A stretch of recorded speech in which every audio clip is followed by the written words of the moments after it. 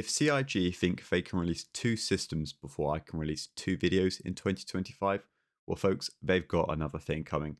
Hello, it's Master Ben, and welcome back to another episode of Star Citizen chatting away. It's been a while, but today I've got the hype back in me. I want to start talking about Star Citizen again. And I think there's no better place to start than with what's coming next and what's just happened. Well, CitizenCon has just passed, and I think it's probably one of the best times to really dig into some of the information we've just learnt and dive into what's coming next for Star Citizen. But I'm going to do it with a twist in this video. My goal isn't to theory craft everything coming in the next year, and I'm sure that could be a really fun thing to do and something I will do in the future if I can keep this hype inside and keep going. Today, I really want to look at the amazing opportunity CIG has given us to track their progress and their development, and also our personal progress in the game through the means of NYX. So as a very quick recap for anyone who doesn't know, Star Citizen will be getting NYX in the upcoming November 2025 patch. However, this isn't going to be like a Pyro release, where we get a fully fledged system with events such as contested zones from day one, all of our planets, all of our stations. No, in this case, Star Citizen is going to be developing NYX over a time period in which it will already be in the verse. So this is quite different, because what this means is on day one, we may not be getting the full NYX. We'll only be getting the jump point, the station, maybe some asteroid mining bases, probably. It'll be really interesting to see. And I'm sure there'll be a few missions already in place so that NYX is not a totally desolate place. Possibly even NYX 1, from what we saw on the CitizenCon streams, it seems to be fairly far along in development, so I'd really hold out hope that we also get that. Now, even if we look a year in the future, NYX is still going to be a fairly sparse system in regards to physical places to go. Overall, we're going to have NYX 1, 2, and 3, along with the main station, and possibly, I suspect, a few other Lagrange points hidden away in asteroids, and a lot of different content to do with mining, trading, instance events, which all sound very, very exciting. But like every good YouTube video, as I've learned because I've been watching them, not making them, it's important we make a nice little catchphrase, a nice little funky thing to change it up a bit. And in this case, I want to use the phrase NYX. Or to say it better, I want to use the acronym Next Year's X-Axis.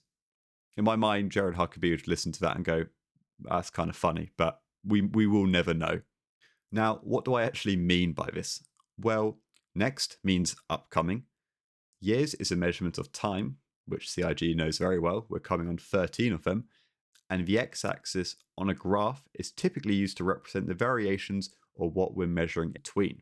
So let's put this in an example for anyone who's never seen one before. I'm trying to taste how good a bowl of Benny's noodles will taste with 1 sachet of spicy sauce versus 20 sachets of spicy sauce. And also, how violently do I need to go to the hospital for every single one? To do this, on my x-axis, I would have 1 sachet all the way up to 20 sachets as individual measurements. And then you could also plot a subgraph for how quickly I'm calling 999 each time. But hopefully we won't need to be doing that because I'm very strong. So let's transfer this into my scenario. Instead of spicy sauce, we have got days in NYX, or time in NYX. I want to be comparing NYX on day 1 to NYX in 365 days from now. But what do I actually mean from this after giving a vaguely dodgy class on graphs, which I pray has already received comments on what I have just butchered, and forgive me if that's the case? Well, it means that I think we've been given what I would say to be the greatest opportunity we've ever had to measure Cloud Imperium's game performance at introducing content to a fixed space. So I'm really hoping in a year's time I can come back to this video and look at a clearly marked down graph which shows me what we received in each patch, what was good, what wasn't good, and really what felt like a meaningful impact to the NYX environment, or alternatively, things that felt like they've been piecemealed in and actually should have been left to bake slightly longer. I think personally an example of this would be the ASD missions we've received recently, which could have been left to be released in one big go instead of bit by bit. Now, I had the pleasure of watching CitizenCon 2025 with a great deal of people from the Frontier Consolidated server, and I'll be honest with you, I really fell flat, and it wasn't anything to do with the people I was with. I had an absolute blast. It's one of the best things I've ever got out of gaming. The problem was, in the first 5 minutes, we received a really epic announcement, but it was followed by caveat after caveat on what we'd actually be receiving at the beginning. And while I'm sure lots of you out there came out of this incredibly happy and incredibly pleased with what we received, don't get me wrong, I was still very happy to see the progress we'd be seeing in the near future. But I think there could have been more, and I think I had reservations which really impacted me more than anything. But I'll discuss this another time, and if you're interested in hearing my opinions a bit more, then please consider checking out a podcast I do with Loud Guns over on the Frontier Consolidated YouTube channel, which I will link down below. At the time of recording, we're almost at 1,000 subscribers, and I have to make a mining video when we hit 1,000. I do regret this deal. Getting back to our graph analogy, right now we are at the very bottom, x0, y0. Nothing has been put onto this graph yet, and all we have done is given it a GCSE exam style title, like a bar graph to show my thoughts and opinions on NYX over the next year. Now this graph to me should have two parts, an objective section and a subjective section, but a subjective section we're not going to be trying to measure each time. On the Y section, we're going to be plotting bars of what we actually get in every single patch. So if CIG is going to release 9 patches next year, we're going to be putting down 9 different marks on the x-axis and writing what we got in each one on the y-axis. And for every entry onto this graph, we'll also have a subjective section where you can ask yourself, did this improve my experience? Did this make me try new things in the game? Do I wish things were different? And the most important one, which I'll come on to later, did this new patch impact or reduce my feelings on NYX compared to the last patch? Unlike in Pyro, where we were given a play space that had lots to do from the beginning, we're being given a partial play space on which we will form our initial opinions of NYX and what it should become and what our dreams are for it. And then, every few months, we will be handed the next section of the play space. Now, this could be really interesting. In a community where change can sometimes rattle people quite a lot, for example, buffs and nerfs to ships, or buffs and nerfs to game loops, how you make money, how you enjoy things. If you're receiving totally new space, then it should not impact what you already have, and therefore, every single patch in NYX should be better and better and better.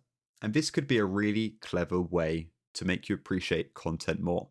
When Pyro came out, I didn't visit all the planets because there were just too many other things to do. I wanted to go to contested zones, I wanted to try PvP, I wanted to try jump points. But if you gave me 2 contested zones, then I would do 2 contested zones. If you then gave me 4 more, I would do 4 more. If you gave me 1 planet, I'd visit that planet, I'd do the missions on there, and then I'd go to the next one when that comes out. But if you give me 5 planets, 20 moons, I frankly just don't have the time to actually enjoy this, especially if there's no reason to go there, which in Pyro, at the beginning, there was very, very little reason to visit these beautiful play spaces, and one would argue there's still not many reasons at times. So if we take this announcement at face value, and hope there is, and I'm sure there will be, a very strong plan in place for releasing NYX over the next 8 to 12 months, we should be able to get a good level of appreciation of what's coming in, have a good opportunity to play it, explore it, and then go on to the next area. And with the new Genesis tech for building planets, NYX 2 and 3 could be even more beautiful than NYX 1, which already looks stunning. Right, so I've told you what I'm going to be doing on my graph, but it's time for homework for any of you that want to get some extra credit in this class of watching a video. The first homework is mandatory. It's a like, comment, subscribe. Come on now, I've got to do those ones. But if you really want to go further, and I really would encourage people to spend 5 minutes every patch doing this, I think it will give you a great appreciation for how much has gone into the game over a year. And it will allow you to look back and actively see what has happened and what you thought of it. Get a piece of paper, make a Word document, just do something along that line and write down what is your hypothesis for NYX. What do you want out of this new play space? What do you predict will happen? What do you want to come in? What do you want to learn here? And where do you see yourself in NYX in a year's time? Do you want to be building a base in NYX? Do you want to be doing passenger missions to NYX? Write down what is your dream. Even if you know it's just not even remotely going to happen. I want to be flying my Endeavour docking with a Javelin and piloting a Bengal next year on NYX. Once you've done that, save that document, forget about it until the first patch for NYX comes out. Write down what features you got in there, and then write down what did you think at the end of that patch. Were they fun? Was anything dull? What did you do most of all in NYX? And then forget about the document again. Come back when the next patch happens. Write down what came into NYX, write down your thoughts, and do this over and over and over again. It's very easy in the modern world to forget the journey we have been on to arrive at our final destination. So some of you, if you've made it this far, may be listening to this and think it's just utter nonsense. But some of you may, and I really hope, will take this up. And if you've made it this far, it's well worth trying this. It's a very interesting technique to appreciate what's changed, and also to give you a more rounded opinion of where the game has headed. To give you a small insight I've had, I feel like we keep getting big announcements which aren't really followed up by much delivery. Well, CIG don't have that option this time. You have this play space. You cannot leave it blank. I mean, you could, but it would be the black sheep of the family, so to speak. It would be so blindingly obvious of the ball that has been dropped. So this truly is the best opportunity we have ever had to watch their development, watch what we think of it, and see where we end up. In a year's time, who knows? We could already be talking about Castra. I don't think we will.